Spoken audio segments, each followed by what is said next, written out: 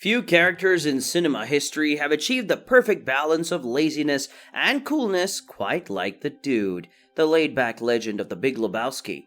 With his shabby hair, signature bathrobe, and affinity for bowling, the Dude has become an icon of counterculture and chillness.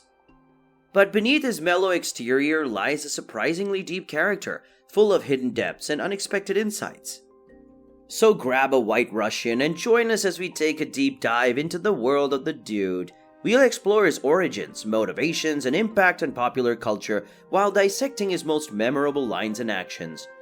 From the rug that tied the room together to his enduring catchphrase, "The Dude abides," we'll leave no bowling pin unturned in our quest to understand this enigmatic slacker hero. So kick off your shoes, put on some credence, and let's get started. The Dude would want it that way. The Dude, or Jeffrey Lebowski, played by an evergreen Jeff Bridges, is a slacker and avid bowler living in Los Angeles.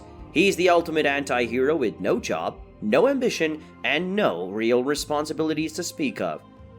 But despite his lackluster approach to life, the Dude somehow manages to stumble into one of the craziest and most convoluted plots in movie history. We first meet him in his grungy Venice Beach bungalow, where he's busy whipping up a White Russian, his signature cocktail, and jamming out to Creedence Clearwater Revival's "Looking Out My Back Door." He's wearing a stained robe and boxers, clutching a joint, his hair is a mess, and he's got a serious case of bedhead. But somehow he still manages to exude a sense of coolness that we can only dream of. As the movie progresses, we learn more about the Dude's background. He's a former hippie who's still holding on to the ideals of the 60s. He's a bowler, albeit a terrible one, and he's a loyal friend who's always got his buddies' backs. He's also not one to take himself too seriously, as evidenced by his constant use of phrases like "man" and "dude", and his casual approach to life in general. But here's the thing. The Dude isn't just a stoner slacker who happens to get caught up in a wacky plot. He's a fully realized character with his own code of ethics and way of looking at the world. He's a pacifist who doesn't believe in violence, a loyal friend who will go to bat for his bowling buddies, and a lover of White Russians who just wants to abide. In short, the Dude is a character like no other. He's the perfect blend of cool, funny, and weird, and he's captured the hearts of movie lovers everywhere. He's a fashion icon in his own right. If you're looking for a style that screams, "I don't give a damn," then the Dude's signature look is the one for you. Let's start with his appearance. The Dude is a walking advertisement for the benefits of a relaxed lifestyle. He sports a shaggy beard, a scraggy ponytail, and a perpetual case of bedhead. His eyes are usually half closed, either from smoking too much weed or just plain laziness, or maybe a bit of both. The Dude's wardrobe consists mainly of items that look like he's been plucked straight from a thrift store or reject bin. He's often seen wearing a stained and threadbare bathrobe, which seems to be his go-to garment for all occasions. Underneath the robe, he usually rocks a t-shirt that's seen better days and a pair of loose-fitting shorts that barely cover his knees.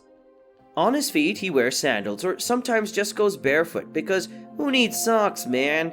And of course, Dude's outfit is incomplete without his trusty knit cardigan, which he wears in various shades of brown and beige.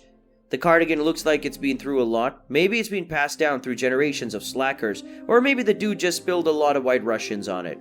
Whatever the case, it's a vital part of his laid-back aesthetic. The Dude's appearance and clothing choices are a testament to his commitment to a carefree and effortless lifestyle, because sometimes less is more. This guy is an exemplary character that's beloved for his unique personality traits, such as laid-back attitude. The Dude is known for his chill personality. No matter how crazy things get, he remains calm and collected. For example, when he's confronted by a group of thugs who've just peed on his rug, he calmly tells them, "That rug really tied the room together, did it not?" Sense of humor. The Dude has a quick wit and a good sense of humor. He's always ready with a funny quip or a one-liner. For example, when he's trying to explain his situation to his friend Walter, who's not exactly the sharpest tool in the shed, he says, "I'm not Mr. Lebowski. You're Mr. Lebowski. I'm the Dude. So that's what you call me. You know, that, or, his dudeness, or, Duder, or El Duderino, if you're not into the whole brevity thing." Loyalty to friends. The Dude is fiercely loyal to his friends. He'll do whatever it takes to help them out, even if it means getting into trouble himself. For example, when his friend Walter comes up with a crazy plan to kidnap the wealthy Jeffrey Lebowski's wife and demand a ransom, the dude goes along with it, even though he knows it's a bad idea. Apathy. The dude has a tendency to be passive and go with the flow. He often lets other people make decisions for him and doesn't seem to care about him much. For example, when he's confronted by the nihilists who want to steal his briefcase, he tells them, "Whatever, man." Creativity. The dude is a creative person who enjoys making up his own rules. He comes up with his own unique bowling style, which involves throwing the ball between his legs, and he's always ready to improvise when things don't go according to plan. For example, when he accidentally drops his joint in his car and sets it on fire, he calmly picks up a nearby milkshake and uses it to put out the flames. The dude's got no so-called motivation in life. He's content with just bowling, drinking White Russians, and taking it easy. However, he has some motivations and goals such as getting his rug back, bowling, keeping his cool, and finding peace. He is obsessed with getting his rug back and spends a lot of time at the bowling alley with his buddies, Walter and Donnie. He takes the game seriously, and when Walter suggests taking a break from bowling to focus on the kidnapping plot, the dude is hesitant to give up his beloved game.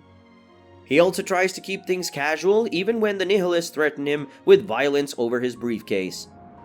The dude's motivations and goals may not be ambitious or conventional, but they're still important to him. The dude is not exactly what you'd call a people person. He's a bit of a loner, but he does have a handful of relationships that are worth noting. First, there's Walter, his best friend and fellow bowling enthusiast, who can be a bit of a loose cannon at times. Then there's Donnie, the spacey third member of their bowling team, who they both pick on but ultimately care for. Maud Lebowski, the eccentric artist who hires the dude to investigate her husband's kidnapping, also catches his attention, even if she's a bit odd. Finally, there's Bunny Lebowski, the young wife of the dude's wealthy namesake, who gets him caught up in the kidnapping mess, but also gives him a chuckle-worthy conversation about her toes. Overall, the dude's relationships may be few and far between, but they're definitely memorable. At the start of the movie, we see the dude living his best life, chilling at home, drinking White Russians and bowling with his friends. But when his beloved rug gets peed on, he decides to take action and try to get it back.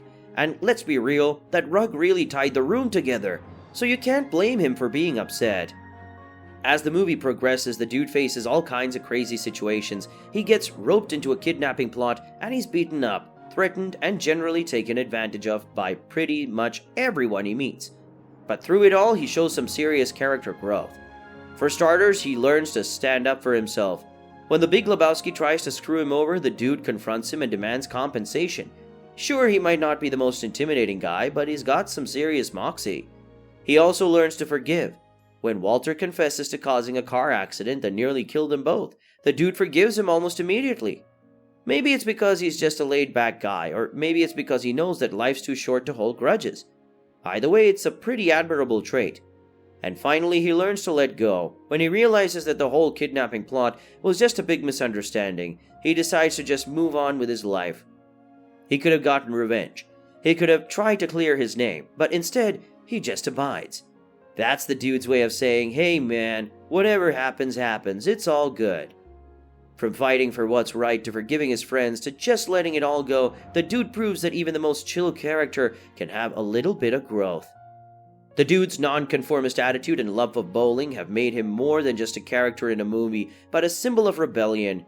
He's become the patron saint of slackers everywhere, inspiring a religion, Dudeism, and countless memes and fan art. The dude's influence extends beyond the movie, inspiring audiences to embrace their inner slacker and reject societal expectations. The Big Lebowski, a cult classic, will always hold a special place in the hearts of those who dare to be different. Now we want to hear from you. What's your favorite scene or quote from The Big Lebowski? Are you a fan of the dude's laid-back attitude and non-conformist spirit, or do you prefer more traditional heroes? Share your thoughts and join the conversation in the comments section below. And if you haven't already, be sure to subscribe to our channel for more deep dives into your favorite movies and TV shows. Keep on abiding, friends.